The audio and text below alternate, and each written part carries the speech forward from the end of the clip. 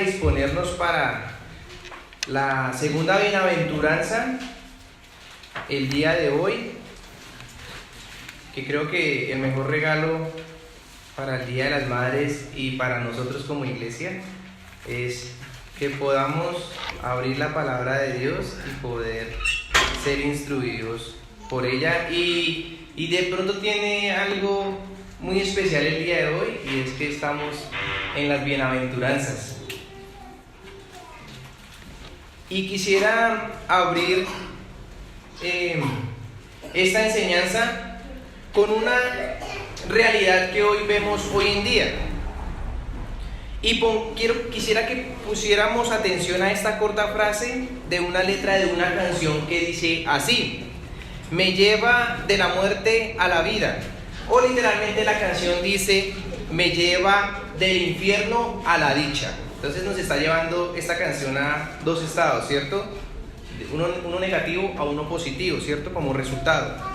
Esta frase aborda un deseo, pues, de muchos. ¿Quién quiere no pasar de muerte a vida, ¿cierto? O del infierno a la dicha, ¿no? Alguien podría llegar a pensar que esta corta frase de esta canción puede ser la frase de un himno o de una canción moderna cristiana, alusive a la obra que el Señor Jesucristo realizó, ¿cierto? De muerte a vida o del infierno a la dicha. Bueno, pues la respuesta es ninguna de las dos. A esta frase le antecede la causa que, pues, dice el cantante que puede llevar de muerte a vida. Dice el cantante lo siguiente, como tal dice esta corta frase de la canción, dice: el dulce pecado. La pequeña frase completa de esta canción dice así: dulce pecado que me lleva de la muerte a la vida, o del infierno a la dicha. Y esta canción es muy sonada hoy en día, muy aclamada y muy entonada con gran gozo y entusiasmo. Eso lo vemos, no sé, de pronto la han escuchado, ya sabrán cuál es. Y es evidente, iglesia y personas que nos visitan hoy, que entonamos este tipo de canciones, las enseñan, se priorizan a practicarlas, y si uno no está en pos de estas letras o de este estilo de vida, pues se está oponiendo a lo que hoy en día es tan común. Pero ¿qué enseña el embajador del reino de los cielos? Y ya lo hemos estado viendo desde su predicación, ¿cierto? Muy tajante, primero con Juan el Bautista y después con el Señor Jesucristo. Lo que nos enseña y nos ha enseñado Juan, y ahora en las palabras de nuestro Señor Jesucristo, es volvernos a Él. Y esta es la enseñanza tan contraria al reino de los cielos, pero que es tan normal, esta sutileza que hoy en día nosotros escuchamos en estas canciones, en estos tiempos que nos ha tocado, que no se es dichoso si no se aclama este tipo de vida, ¿cierto? Es estar fuera de línea si no se practica lo que nos enseña la sociedad o lo que se ha caído hoy en día la sociedad. Pero el supremo embajador del universo enseña a sus discípulos, que es el contexto en el que estamos en las bienaventuranzas, que se es afortunado es por ser pobre de espíritu, y hoy que vamos a observar la segunda bienaventuranza, que se es afortunado, que se es feliz por llorar y no por reír ni gozarse de lo que hoy es tan común y grato practicar. El bienaventurado de este reino va contra y no a favor, y eso tiene que llevárselo usted en sus mentes y comenzar a desarrollarlo, porque les confieso que también esto, en el ondear en estas bienaventuranzas, quienes nosotros debemos razonar e ir ejercitando esto es el creyente, el discípulo de Cristo. Y es que no va a favor de estas prácticas o de lo que el mundo nos ofrece tan sutil y tan agradable, ¿cierto? No, el creyente, el bienaventurado del reino de los cielos, va en contra de lo que este mundo ofrece. Y de esta manera trataremos esta segunda bienaventuranza del versículo 4. Primero vamos a observar por qué se es calificado como bienaventurado el que llora. y la recompensa de tal calificación directamente del reino de los cielos, ¿por qué se recibirá consolación? Entonces vamos a dar respuesta a estas dos interrogantes tan apremiantes para el discípulo fiel que se esfuerza por alcanzar el reino de los cielos. Entonces quisiera que oráramos antes y pusiéramos este tiempo delante de las manos del Señor para que nos guíe en esta corta pero tan profunda bienaventuranza. Entonces incline su rostro y oremos. Amado Dios Trino, gloria y honra a tu nombre, Señor, por permitirnos disfrutar este día, Señor. Es un grato momento, Señor. Ya entonamos tus himnos, participamos, Señor, de lo que tú has dejado que hagamos. Ahora, Señor, hay un momento importante dentro de la reunión que es la exposición de tu palabra. ¿Y qué más, Señor? Expresada las bienaventuranzas, Señor, enseñadas a tus discípulos, Señor, directamente del reino de los cielos. Tú has venido a darle la correcta dirección a lo que debemos practicar y de lo que demandas tú.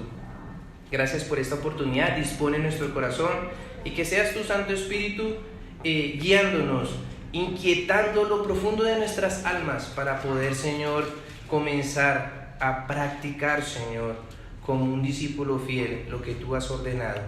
En el nombre del Señor Jesucristo hemos orado y para tu gloria, Señor. Amén.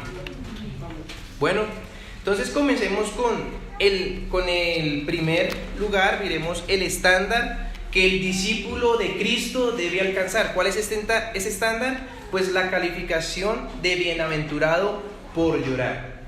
En otras versiones está por entristecerse, o también la palabra quiere decir enlutado. Hay un dolor, ¿sí? Por eso manifiesta esto. ¿Y cuál es el plan de gobierno? Ya sea de forma pasiva o activa terrenal. El exclusivismo o el no ser exclusivo. Bueno, la libre expresión es una promesa primordial hoy en día que desde los altos mandos la política quiere expresar y avalar, ¿cierto? Y no se puede detener el camino de la sociedad frente a esa libre expresión que se quiere proponer o imponer. Y todo aquello que vaya en contra y no favorezca la inclusión, va a haber penas grandes para aquellos que se opongan a esto y quieran frenar de alguna manera la expresión que la sociedad quiere desenfrenadamente caer y que les gusta. ¿Qué demanda el reino de los cielos? Y la respuesta la encontramos en la Constitución celestial por el legislador y rey del pueblo de Dios, y recordamos la premisa en la cual se establece este parámetro anunciado por gracia en Mateo 4:17, que lo estudiábamos hace unos domingos. Dice así: desde entonces Jesús comenzó a predicar y a decir: arrepentidos o vueltos o convertidos, porque el reino de los cielos se ha acercado. Esa es la palabra, el eslogan de mayor referencia que el Señor Jesucristo hace hincapié frente a lo que Él ha comenzado a realizar. Recordemos que esa palabra se dice en el momento del inicio de su ministerio. Esta es la grandiosa oportunidad anunciada. ¿Y qué relación tiene entre sí el arrepentimiento y el ser bienaventurado? Porque no se supone que ser afortunado y bendecido en esta vida es tener éxito, ir a favor del prestigio, ganar aplausos del entorno, de ir a favor de las ideologías y ser tolerable a la cultura. Bueno, lo que el gobierno de los cielos demanda es contraintuitivo o contra la razón de lo que el mundo ofrece, ¿cierto? Es contra lo que el reino de los cielos demanda. Es contra la razón del pensar humano. Es totalmente lo contrario exigido por el Creador. La respuesta lógica por el haber sido favorecido por la gracia de Dios es que el discípulo o el creyente de Cristo debe llorar o entristecerse por la condición, y no solo por ello, sino también por la injusticia obrada a ese reino de los cielos. Esa es la enseñanza que el Señor Jesucristo está realizando en esta segunda bienaventuranza. Leámosla, dice así, Mateo 5, versículo 4. Bienaventurados los que lloran, porque ellos recibirán consolación. Es decir, el discípulo que Jesucristo ha favorecido con la luz que le ha iluminado su vida, ¿cierto?, de oscuridad, así como el hermano Marco también nos enseñaba, la luz que él irradió en momentos de tiniebla y oscuridad, ¿era para qué? Para dar ese beneficio que nadie pudiese haber dado de la salvación. Y la respuesta que el discípulo de Cristo, ¿qué debe hacer? Al haber en su corazón el Señor haberle alumbrado, ¿sí?, al haberle inquietado en lo profundo de su alma, de su falla ante el reino de los cielos, lo concordante que debe realizar este discípulo es llorar su condición de pecado. Esto es lo que nos está diciendo. Entonces vemos lo contraintuitivo a lo que normalmente en el mundo se ve. Uno es bienaventurado pero por reír, por gozar, ¿cierto? Pero estamos hablando de una condición del alma, ¿sí? Algo profundo de nosotros, no algo exterior, como lo ofrece el reino del pecado. Su injusticia por no buscar la impiedad del reino. Eso es lo que debe lamentarse. Solo que el discípulo, el Señor Jesucristo, en el monte Sinaí, le quiere dejar a sus discípulos que deben llorar, porque por tal causa eso es lo que le ha llevado a fallar a su Señor, a su Creador. Y el mismo Señor, ¿cómo le calificará? Como un dichoso al lamentar su estado. No hay conformidad en sí, en este sentido, y busca el remedio ¿dónde? En el consejo divino. Eso es lo que ese reino de los cielos está demandando en la obra de este legislador perfecto. A esto debe apuntar, no descansar en sí mismo el discípulo fiel, sino en el Señor. Y el hermano Juliano hace 8 días lo decía, el Señor ratificó la ley moral de Dios con estas bienaventuranzas, ¿sí? Él clarificó el sentido correcto de la ley dada por Dios a Moisés y lo que sus discípulos deben alcanzar. Es decir que la ley moral, ¿sí?, lo que observamos en el monte allá cuando Dios le da a Moisés el decálogo, tiene mucho que ver, o está en la relación que el Señor Jesucristo le da, la claridad es en las bienaventuranzas, en la práctica, en cómo debe el discípulo actuar o cómo debe responder después de haber sido llamado, ¿sí?, por gracia. Eso es lo que nos muestra. El bienaventurado no nace en lo superficial, ¿cierto? Nace es en lo profundo del corazón.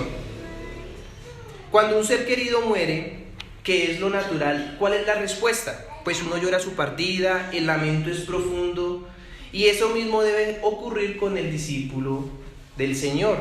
¿Qué es lo natural de ese discípulo?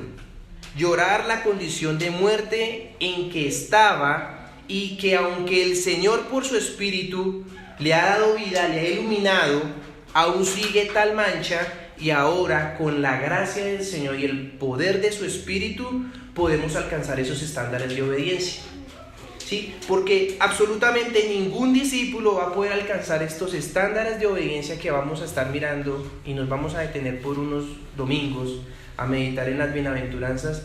No lo va a poder alcanzar cada uno de ustedes, hermanos, y yo, si no nos aferramos a las fuerzas y a la gracia del Señor. Esos estándares de obediencia, como decía el hermano Juliano, el Señor lo puso en un estándar, en un punto altísimo, donde nadie puede alcanzarlo, ¿sí? Pero se puede, es en las fuerzas del Señor. Por sí mismo no se va a poder alcanzar tales estándares de obediencia, solo por la gracia del Señor. ¿Y en qué redunda esto? En que el discípulo se sujeta de la gracia del Señor para poder alcanzar tal fortuna, ¿sí? Esto lo que quiere llevar el Señor es a mover al discípulo a que, como no lo puede alcanzar, le va a obligar a sujetarse a su Señor. La clara y evidente expresión de que el discípulo de Cristo, ¿cuál es la expresión del discípulo de Cristo? Arrepentido verdaderamente, es que por haber alcanzar tal bienaventuranza no lo podrá hacer él mismo, y lo consecuente de ese discípulo es que se esfuerza en alcanzar tales requisitos, o ser consecuente con lo que demanda el reino de los cielos. Eso es lo que el Señor Jesucristo quiere mover en lo profundo del corazón de sus amados discípulos, a los cuales les está enseñando estas bienaventuranzas. El creyente vuelto a Dios es consecuente con las bienaventuranzas. O da tal respuesta, escúchelo bien, o algo está pasando, ¿sí? Es consecuente, debe ser consecuente con estas bienaventuranzas el discípulo de Cristo. Y se puede responder que no es un discípulo fiel, sino infiel, o aún peor, no es un discípulo. Entonces, bajo ese estándar de querer alcanzar por amor esas bienaventuranzas, nos puede dar un reflejo de que aún así con esfuerzo y con dificultad queremos alcanzarlas, ¿sí? Pero si no está esa intención, es de hacerse esas preguntas y reflexionar. Eso debe ser el discípulo de Cristo.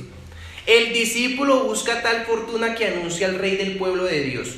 Su objetivo primordial cambia porque ya no está con los deseos de este mundo, ¿cierto?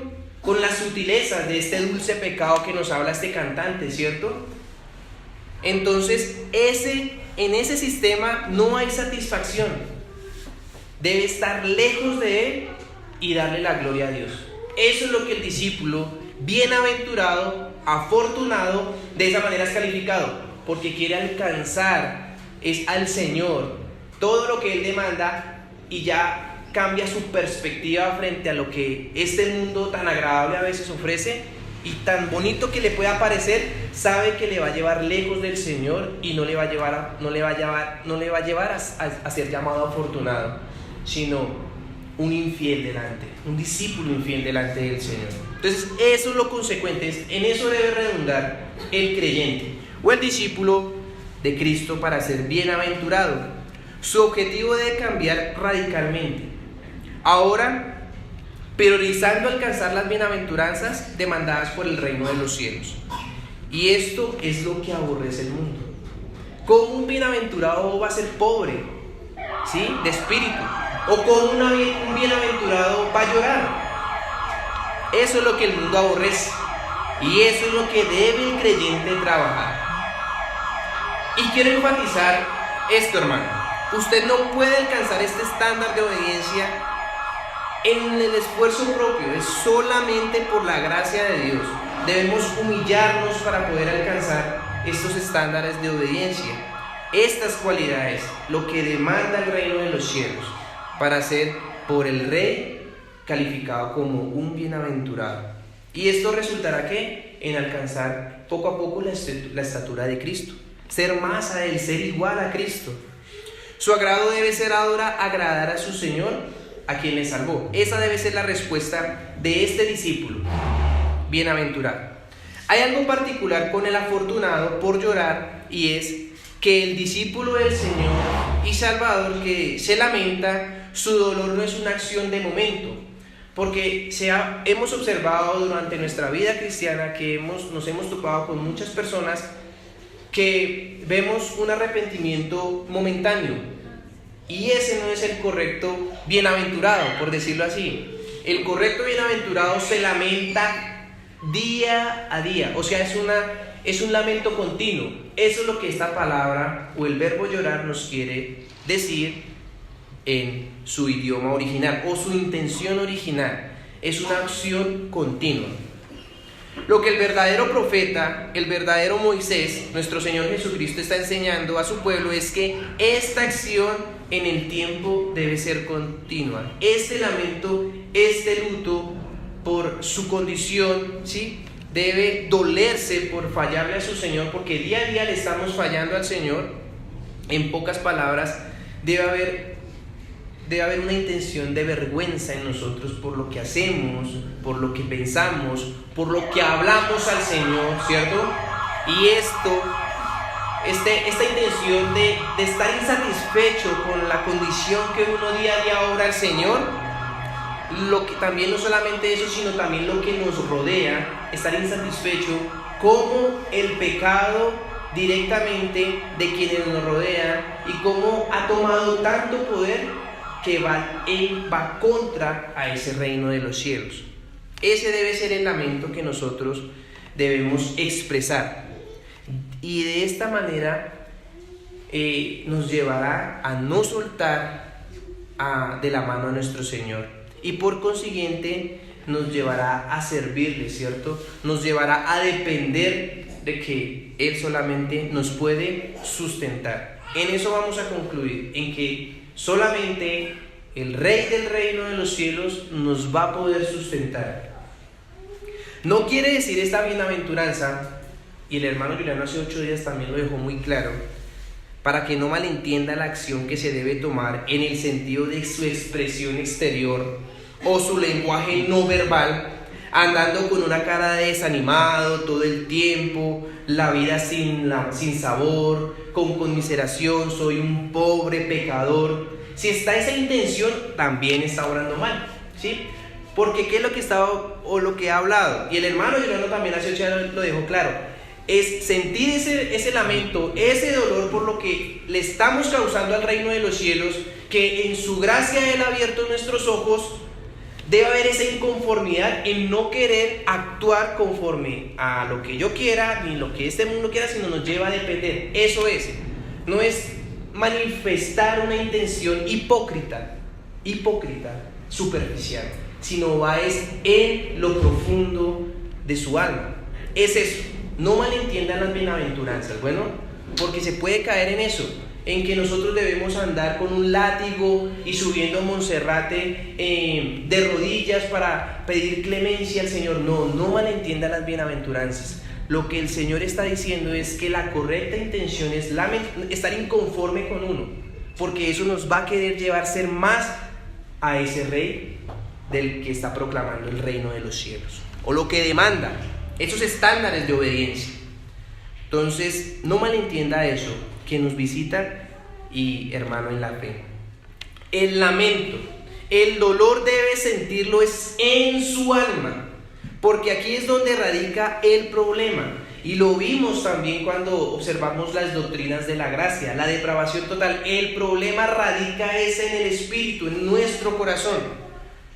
Y de esta manera nos va a llevar a servir con gozo, agradeciendo al Señor que le ha mostrado y le ha dado la oportunidad de ir en arrepentimiento a Él, que es lo que ha demandado en Mateo 4:17, qué pena. Alguien decía, discúlpeme, otra cosa característica es que el sentido de este dolor es no solo el lamento por la condición en la que estoy aún, ¿sí?, en la que se encuentra ese discípulo, sino que también el discípulo ve este tiempo como es, y al conocer cómo es este tiempo, no se dejará seducir por este tiempo, ¿sí? Eso es importante. No solamente va en mí, eso es una parte. La otra parte es que me va a llevar a ver cómo es verdaderamente este mundo sutil, con su dulce pecado que es tan agradable y me quiere alejar de servirle correctamente a Dios. Eso también es importante. Alguien decía que el pecado mató a sus miles, pero el mundo a sus 10,000. ¿Sí? Es no dejarnos llevar por el encanto y la fácil distracción que el mundo nos ofrece, sino es acondicionarse el discípulo de Cristo cada vez más a su Señor. El bienaventurado, otra característica de que le da ese privilegio de ser llamado afortunado es que desea apartarse. O sea, es otro síntoma, otro signo que podemos ver del creyente o sentir usted, hermano, que desea apartarse cada vez más de este tiempo malo, de no participar de lo agradable que no le da la gloria al Señor, de este sistema que muestra el pecado tan encantador. Y lo vuelvo y lo repito, no es que usted vaya a apartarse como un ermitaño, ¿sí?, y apartarse de este mundo, no, sino es pedir al Señor que nos guarde de este mundo y no dejarnos seducir por él. Es eso. No vaya a malentender esto también, porque se presta para eso y no es lo que la palabra de Dios quiere decir. Una ventaja de madurar en la fe con el resultado de alcanzar estas bienaventuranzas es que nos permeará.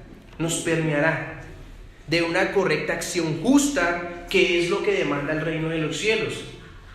El Salmo 7:11 habla de que Dios se goza en la justicia, de que Él ama al justo, Él ama al recto, el que actúa en esa justicia. Y a esto es lo que el Señor está enseñando a sus discípulos, a que no se dejen guiar por esta injusticia que va contra Dios, sino que se vuelvan a la correcta acción justa que demanda el reino de los cielos. Y esto nace en lo profundo del corazón. No se muestra de una manera hipócrita, sino de una manera interna, que es donde actúa, para actuar de una manera humilde y correcta, de servicio y entrega a Dios. Se dolerá la creyente que es madre de un hijo que va en el desenfreno de su vida. Esto le ayudará a aquella madre en la fe. Se dolerá el creyente de su entorno donde la pornografía es tan evidente, del voltear la mirada y no fijarse con deseo por otra, del vecino que ha sido infiel a su esposa o viceversa, o también se dolerá del maltrato infantil, y también se dolerá cuando su hermano en la fe desfallece y ha caído nuevamente en el pecado.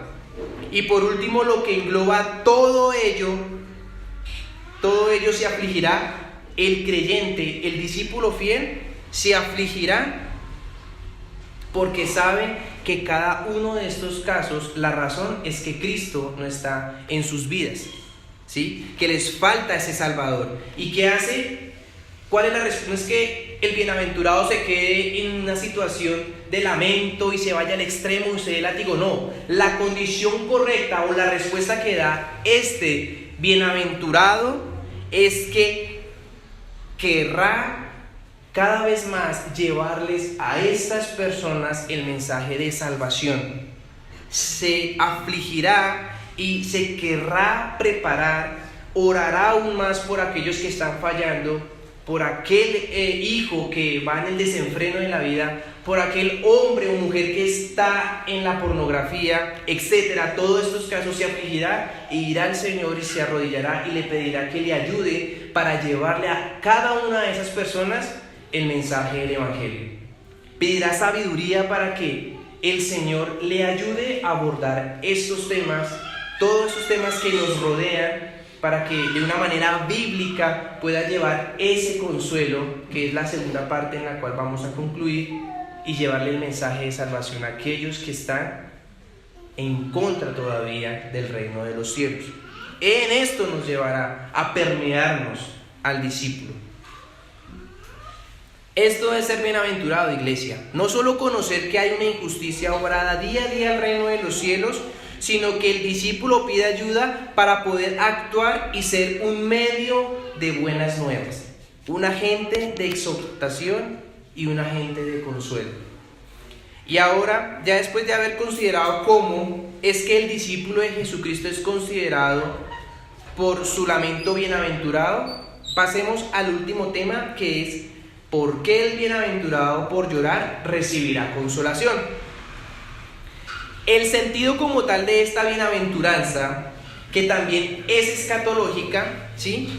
Porque miremos cómo está estructurado: bienaventurado los que lloran, porque ellos recibirán consolación. O sea, está en un tiempo futuro, ¿sí? Es decir, en una esperanza escatológica está también esta bienaventuranza. Entonces, es decir que el discípulo que se aflige por la injusticia de la hora recibirá consuelo no solo en este tiempo, ¿sí?, sino que también recibirá en el de mayor gloria, en el venidero, ¿sí? En síntesis, recibir consuelo en este tiempo finito, a ese consuelo eterno y libre de aflicciones. A esto le llevará a prepararse, ¿sí?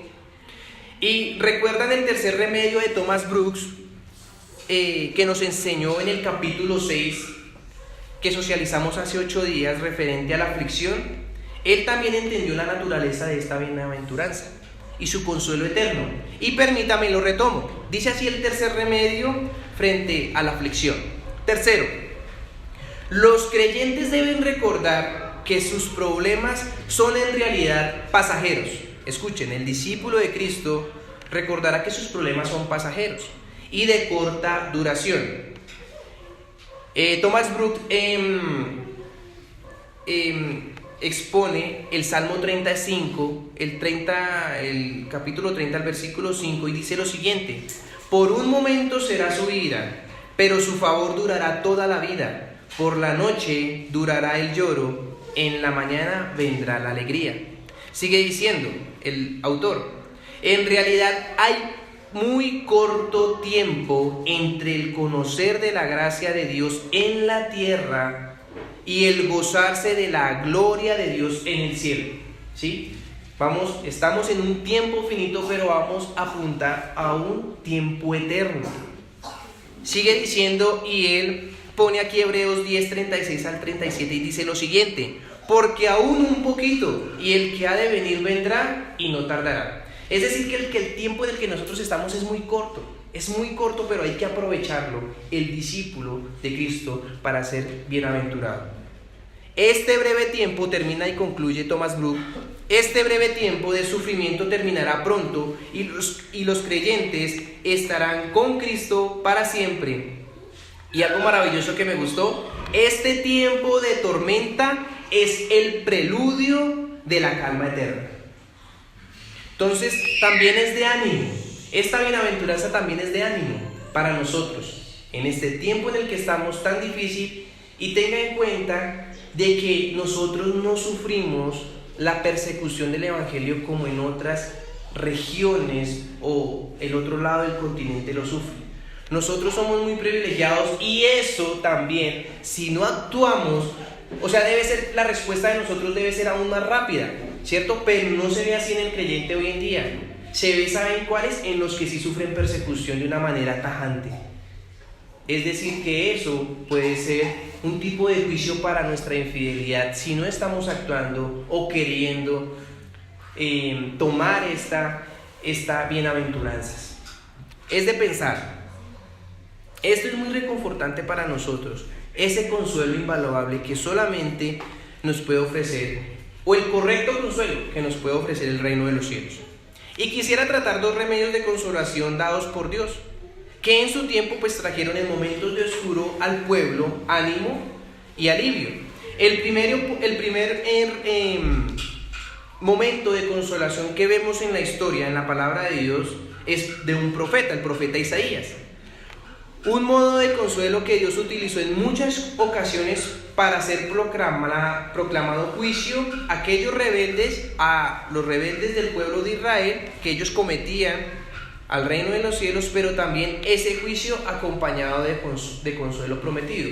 O sea, va muy de la mano lo que es el consuelo y la exhortación, cuando nosotros lo observamos en el Antiguo Testamento. Y quisiera que fuéramos a Isaías capítulo 61 y veamos los versos 1 al 3.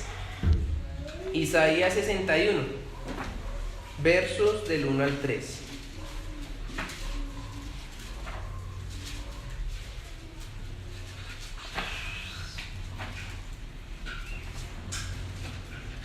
Porque el pueblo de Israel sí tiene cosas que contar frente a lo que ellos esperaban del consuelo como nación, pero también por su condición rebelde y de desobediencia delante de Dios. Y dice así Isaías 61, 1 al 3: el Espíritu de Jehová el Señor está sobre mí, porque me ungió Jehová, me ha enviado a predicar buenas nuevas a los abatidos, a vendar a los quebrantados de corazón, a publicar libertad a los cautivos y a los presos apertura de la cárcel, a proclamar el año de la buena voluntad de Jehová y el día de venganza del Dios nuestro, a consolar a todos los enlutados, y por último, a ordenar que los afligidos de Sión se les dé gloria en lugar de ceniza, óleo de gozo en lugar de luto, manto de alegría en lugar del espíritu angustiado,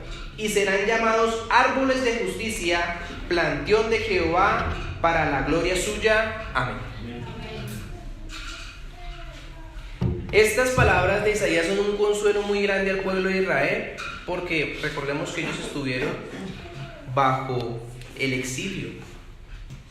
Y lo que podemos observar acá es que retomando quién era Isaías, es que él era natural de Jerusalén, donde estaba el reino del sur. Recordemos que en este tiempo, alrededor de el 786 a.C.,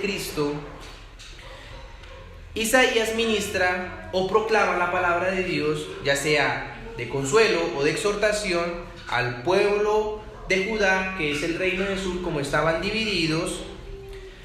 Y también había en este entonces otros profetas proclamando salvación, pero también juicio en el lado norte.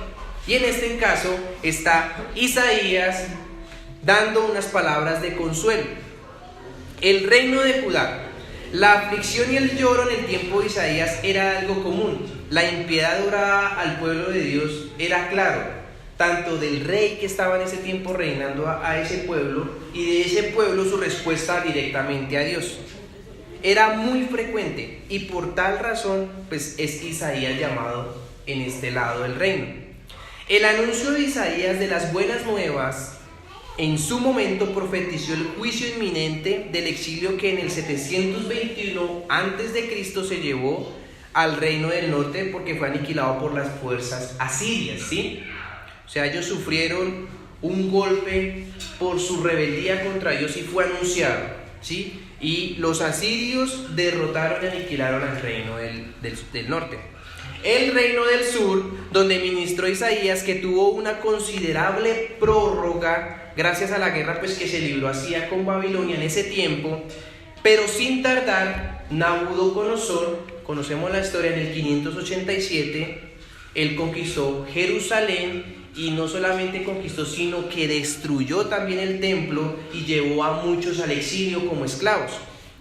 De esa manera, él puso fin, este rey de Babilonia puso pues fin a la independencia del pueblo hebreo. Estas palabras encontrarían consuelo que llegarían a la liberación de Sión, nos cuenta Isaías 61.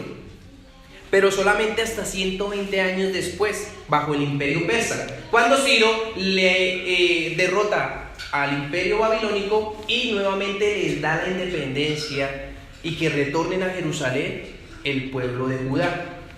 Entonces es allí donde toma, en momentos de esclavitud, en momentos de lloro, en momentos de injusticia obrada a Dios, ¿sí? Pero también por la condición rebelde del pueblo de Israel, hay también unas buenas nuevas que anuncia Isaías.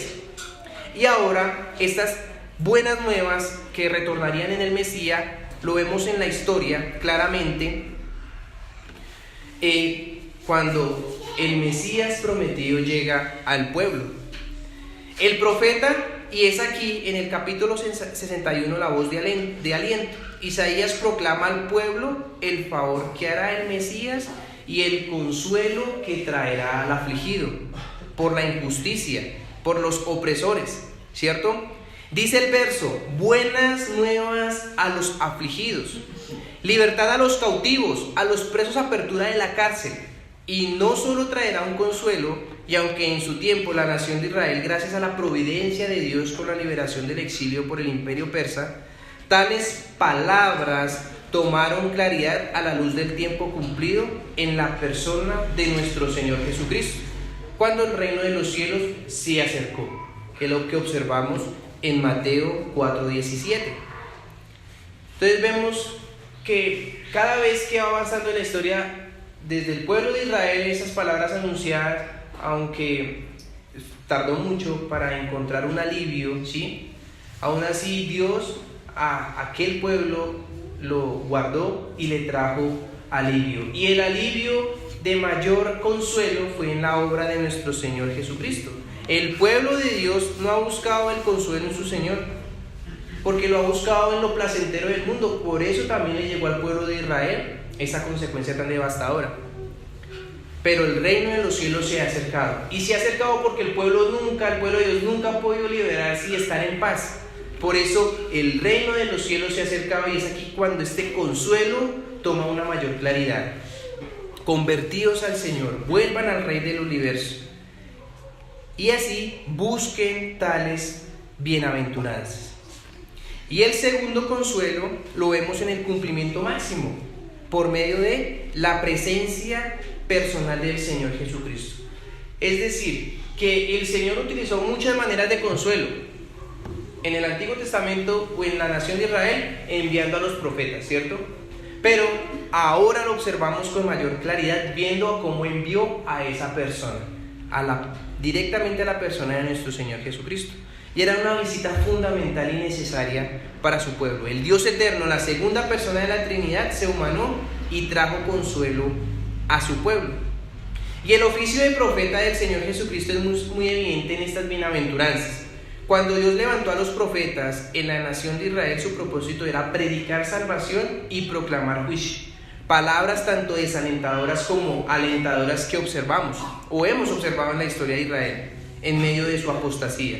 ¿Y qué profetizó Isaías en ese momento de opresión? Restauración al pueblo. Claramente era la consolación de la restauración del pueblo del exilio, de su antigua morada a donde yacía el templo en Jerusalén. Gracias pues en la providencia del Señor que obró en el imperio persa con Ciro. ¿Y qué vemos a la hora del reino de los cielos? Que envió personalmente al embajador para traer consolación final a los abatidos y a los encarcelados a la liberación, porque solo la obra del Señor puede traer o restaurar Sión. Los reyes justos de Israel moraban con sus ejércitos. Lo que alcanzamos, o algunos reyes justos que se vio en Israel, ellos traían consolación en medio de su ejército. Y eso es lo que el Señor realizó. ¿Cuál era el consuelo operado por Israel en este tiempo? El Mesías. La esperanza máxima o la esperanza mesiánica para Israel era tal promesa anunciada, la que nosotros hoy disfrutamos de ese consuelo. El consuelo divino se hizo en la presencia de nuestro Señor Jesucristo y nos regaló ese don de la salvación. Pero este fin máximo, como les digo, culminará, aunque en este tiempo podemos ser partícipes de esa consolación, vendrá su final en la glorificación, en la liberación final. Nuevamente recordando lo que Thomas Brooks dice en el libro de Remedios Preciosos, el capítulo 6, dice lo siguiente: Dios está preparando a los creyentes para el cielo, y a veces esta preparación resulta dolorosa. Sin embargo, el hecho de que Dios está procurando que estén preparados para el cielo es una prueba clara que Dios les ama. Entonces, Dios no deja a su pueblo en la intemperie, no, Él los prepara para que ellos puedan cada vez más estar aferrados a Él, y es una prueba legítima de su amor con su pueblo. Y esta bienaventuranza de Mateo 5:4 nos muestra el poder consolador eterno en el Dios Trino, porque tan así que alcanza el tiempo finito. Tal consuelo que es futuro, que es anunciado acá en futuro, alcanza a este presente. O sea, vemos ese poder de consuelo que el reino de los cielos está demandando, que es que su intención escatológica futura es tan poderoso ese consuelo que alcanza en este tiempo finito, en este tiempo presente, aquel discípulo fiel del Señor Jesucristo. ¿Dónde observamos ello? Lucas capítulo 2, el verso 25 dice, en la narración de antes de que naciera el Señor Jesucristo, dice: He aquí, había en Jerusalén un hombre llamado Simeón, y este hombre justo y piadoso esperaba la consolación de Israel, y el Espíritu Santo estaba sobre él. Es decir, que solamente la consolación que este mundo pueda ofrecer, más tranquila, más apacible, no es la consolación que necesitan nuestras almas. Simeón, hombre justo y piadoso que obraba en su pueblo, mire lo que él esperaba con tanto amor y ansias: el consuelo prometido en la persona de nuestro Señor Jesucristo. Él es el consuelo que solamente puede darnos tal paz delante de nuestro Dios. Y para terminar, entonces, ¿a quién nos llama esta segunda bienaventuranza? Bueno, para mis hermanos, nos llama a observar este tiempo no con el panorama de que la dicha o la fortuna, que ahora se le llama el dulce pecado, se alcanza fuera de Dios. No se alcanza tal dicha, tal fortuna fuera de Dios. En la antigüedad, el único que se declaraba como justo, la palabra Macarios, que es bienaventurado, se le daba o se le exaltaba aquella deidad, aquel todopoderoso. Ya pues que se exaltaba, era bienaventurado porque nadie lograba equiparar tal fortuna, ¿sí? Pero quien se sujetaba al todopoderoso era llamado como, o sea, parecido a aquel que sí lo es, ¿sí? Entonces, por eso tiene esa prerrogativa el discípulo. Bien, que puede ser llamado bienaventurado. ¿Por qué? Y es más o menos parecido también a lo que es bendito. En la palabra de Dios, nadie es bendito fuera de Dios, ¿sí? Entonces, esa calificación solamente es dada a aquel que se sujeta a su Señor, que se sujeta a Dios. En este caso, pues la mayor claridad que da el Señor Jesucristo frente a las bienaventuranzas. La participación del discípulo de Cristo en el reino de los cielos con claridad cada día al seguir a su Señor, su conclusión es que fuera de Dios nunca será dichoso, ¿sí?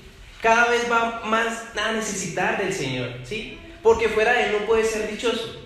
Entonces, esto es el llamado para mis hermanos, ¿sí? Entre más participemos de nuestro Señor, queramos desearlo cada vez más, nos vamos a dar cuenta que no podemos ser afortunados fuera de Él. Solo tal felicidad, tal respuesta la encontrará en quien legisló estas consideraciones que son las bienaventuranzas. La verdadera fortuna se halla en la fortuna pues que alcanzó nuestro Señor Jesucristo. No hay otro lugar. Solamente es la verdadera fortuna que el Señor Jesucristo pudo alcanzar para su pueblo. La alcanzamos o la podemos ser partícipes de ella es en nuestro Señor.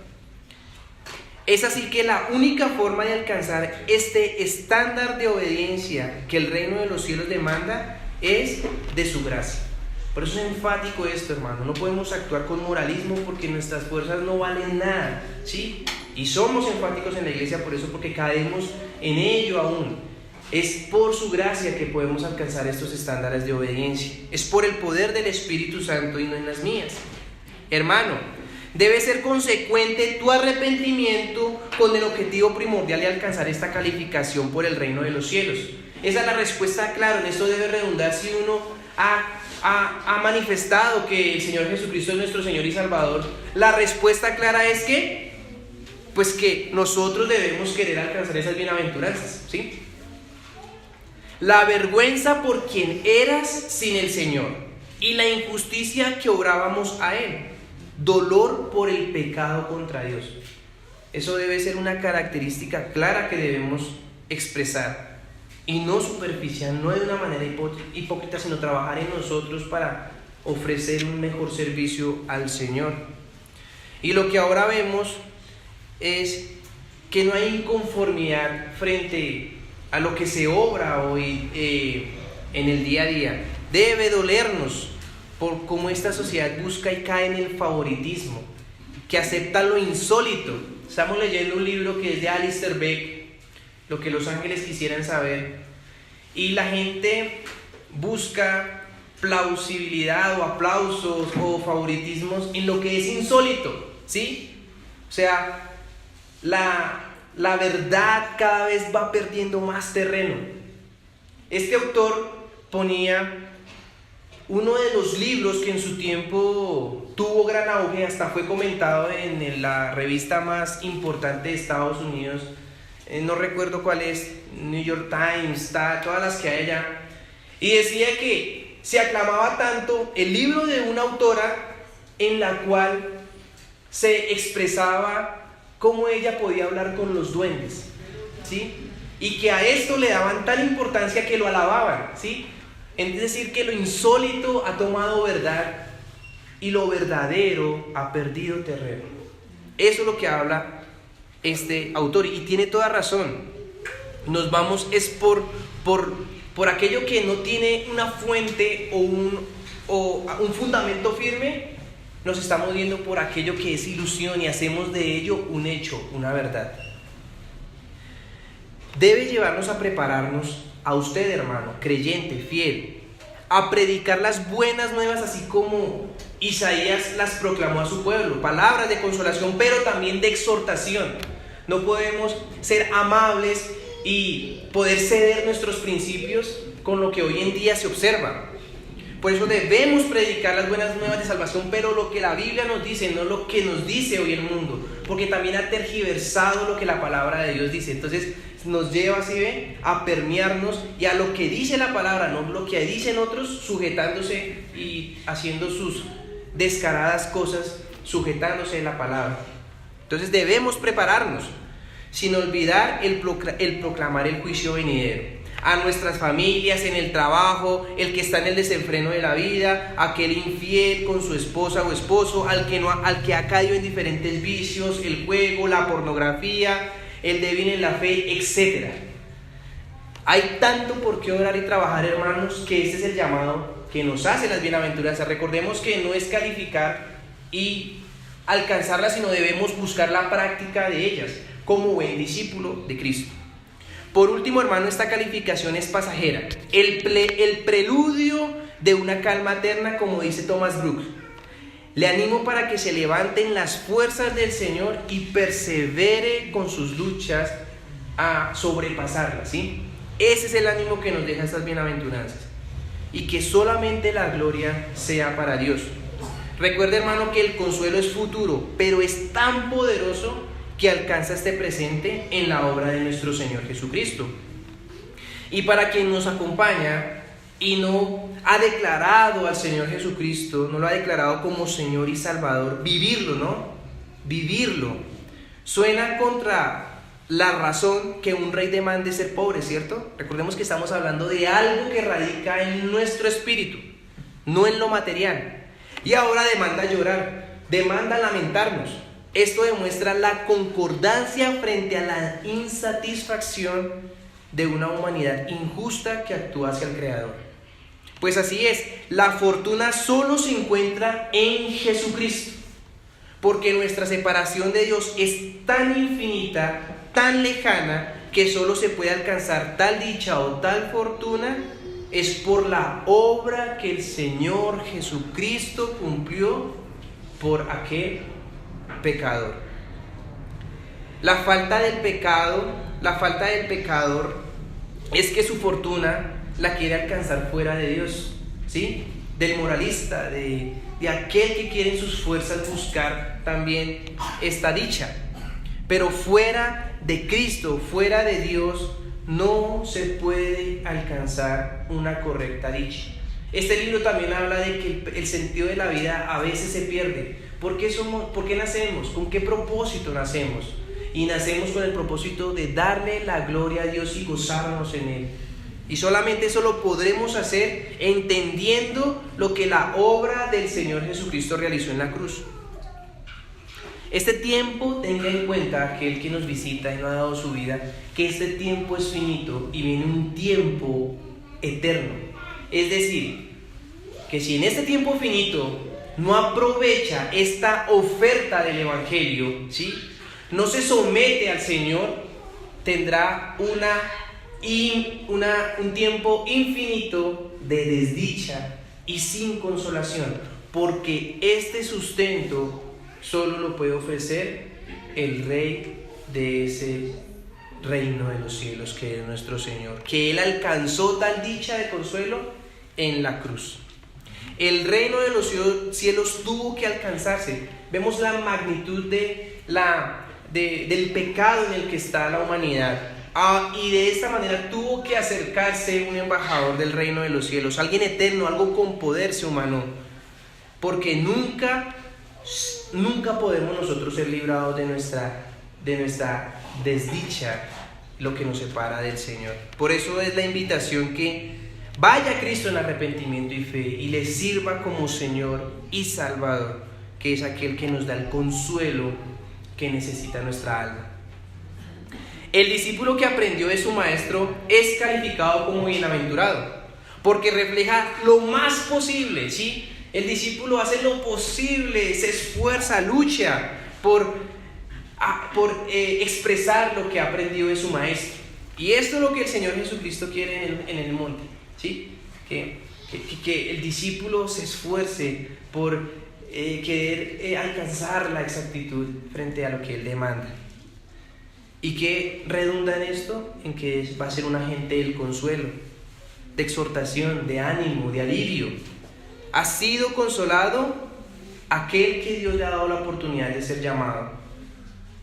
¿Y pues qué debe hacer? Pues debe transmitir consuelo por medio de la verdad. Estas bienaventuranzas enseñadas por el mismo Señor Jesucristo, también nos muestra el oficio de Cristo como profeta. El profeta en el Antiguo Testamento mostraba que es característico pues de su oficio predicar consuelo y publicar juicio.